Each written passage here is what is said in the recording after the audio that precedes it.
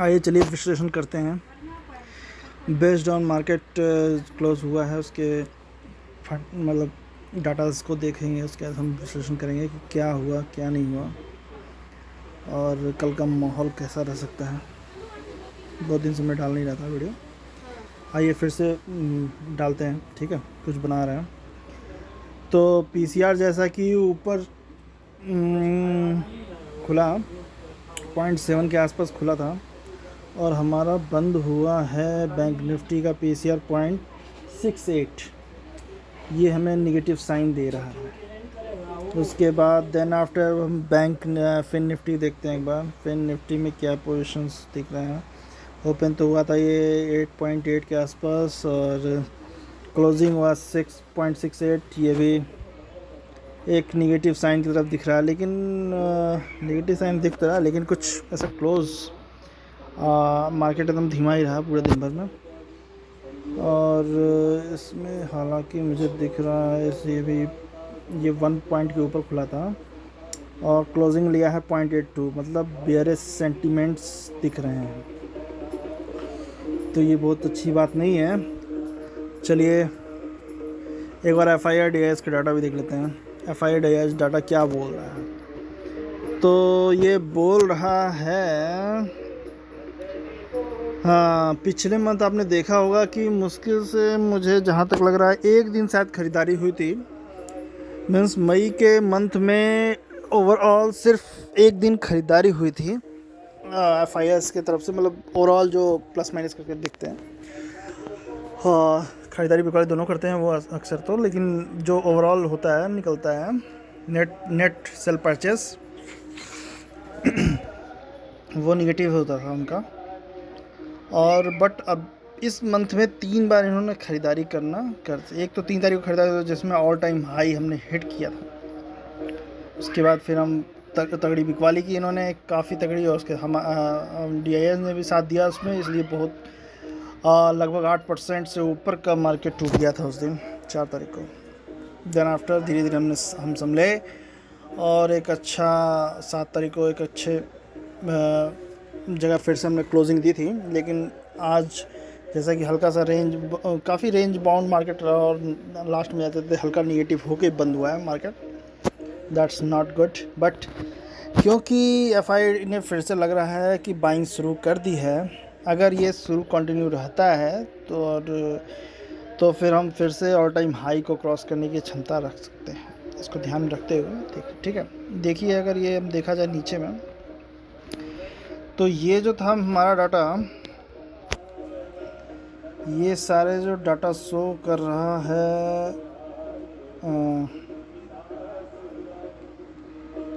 ये देखिए, ये FI बाइंग ठीक है। इसके बाद अगर हम नीचे देखेंगे तो इस मंथ का पूरा आप देखिएगा तो मई मंथ में ओवरऑल नेट जो नेट है वो लॉस ही हुआ है। मतलब लॉस बोले तो मतलब सेलिंग हुई है, इधर भी सेलिंग हुई, इस मंथ में भी सेलिंग हुई इससे, ठीक है। तो ये काफ़ी खुश हो रहा था, अब बाइंग उठा है तो बहुत अच्छी बात है। नाउ ग्लोबल सेंटीमेंट देख लेते हैं एक बार हम, ग्लोबल सेंटीमेंट क्या बोलता है। तो ये अभी US मार्केट कहाँ पे है। US मार्केट हल्का फ्लैट है, फ्लैटिस चल रहा है और यूरोपियन मार्केट काफ़ी डिप में बंद हो रहा है। CAC बंद हुआ है 2% के आसपास, बहुत ख़तरनाक, अच्छी बात नहीं है। FTSE लगभग 0.4 के आसपास, और ये मतलब आधे % के DAX और वो टूटे हुए हैं। गिफ्ट निफ्टी अभी ऊपर है। डाउज और S&P एंड ये आपको बता दिया फ्लैट है, लेकिन क्या हो सकता है अभी मूवमेंट पता चलेगा। और चलिए एक बार हम देखेंगे अब आते हैं चार्ट पे, इसका बताता हूँ। As per chart India VIX 16.4 पे है, आज घटा है लेकिन ये अच्छी बात, मतलब इसीलिए घट रहा है और रेंज बाउंड हो रहा है मार्केट। ये जब तक 10 के नीचे नहीं जाता हम काफ़ी ऊपर जा सकते हैं, ये भी एक फैक्टर है। अच्छा, तो फ्लैटिस बंद हुए हैं हम, लेकिन अगर हम बैंक निफ्टी को एक बार देखते हैं, निफ्टी लुकआउट करें तो क्या सेंटीमेंट रह सकता है कल का। कल मैं जो निफ्टी में ही मैं ट्रेड प्लान करूँगा, फिर निफ्टी में नहीं ट्रेड प्लान करना। तो इसका अगर हम डे वाइज का डाटा देखते हैं,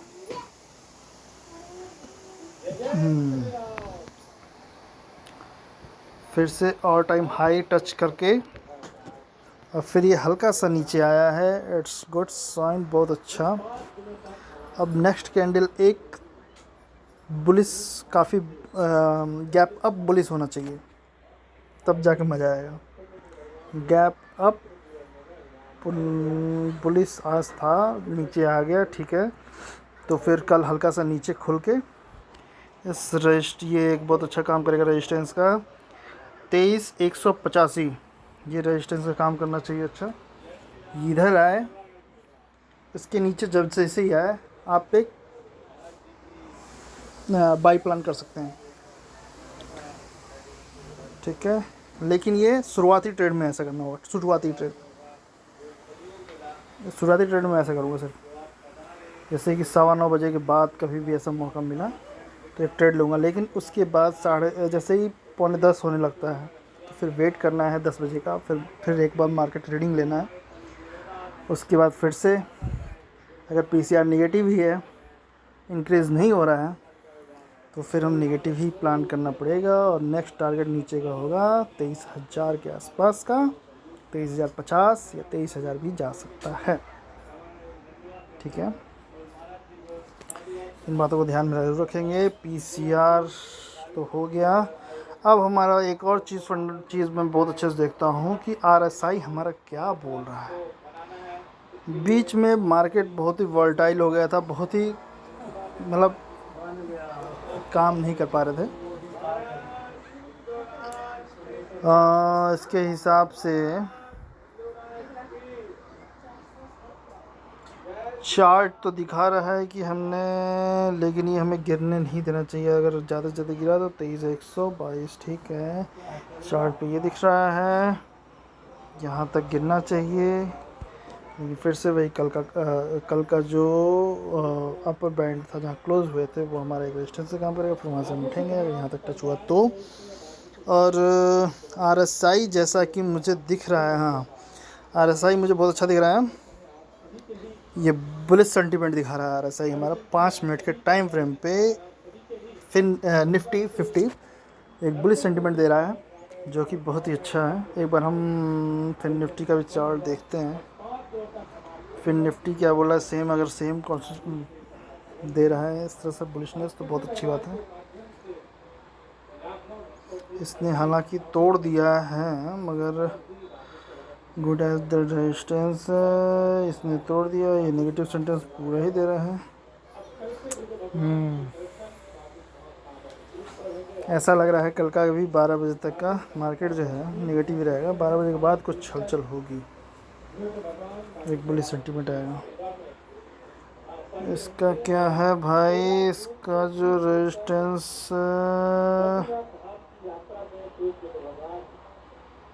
नीचे का रेजिस्टेंस भाई 22,000 के पास में है। 22,020, 22,015 या फिर 22,000 मान के चलिए, एक अच्छा रेजिस्टेंस का काम करेगा। ओके गुड,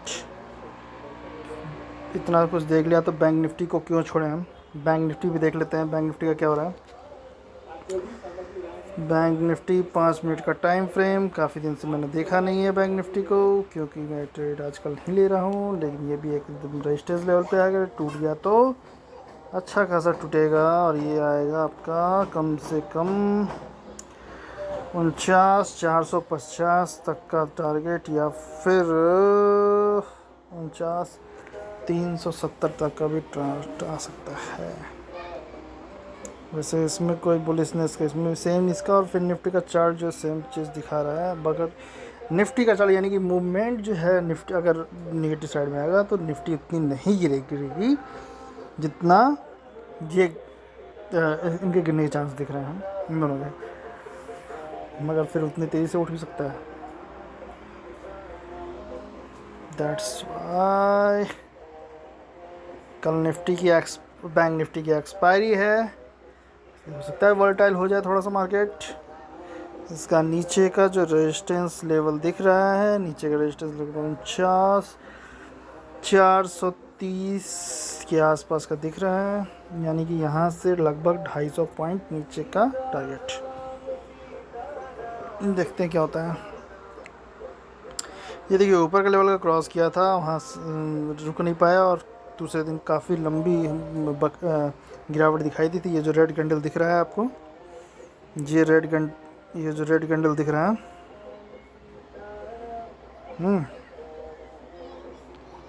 ये जो रेड कैंडल दिख रहा है, ये दिखा रहा है कि हम ऑल टाइम हाई टच करने के बाद ये जो ट्रेंड लाइन मैंने बनाया है, इसको टच क्रॉस करने के बाद हम नहीं सस्टेन कर पाए और गिर गए। ओवरऑल इसको क्रॉस करना और सस्टेन करना एक बहुत बड़ी बात होती है। देखते हैं, ज़्यादा ना बात करते हुए, बहुत बड़ी लंबी होगी। चलिए, धन्यवाद इन्हीं बातों के साथ। Okay, bye bye, thank you.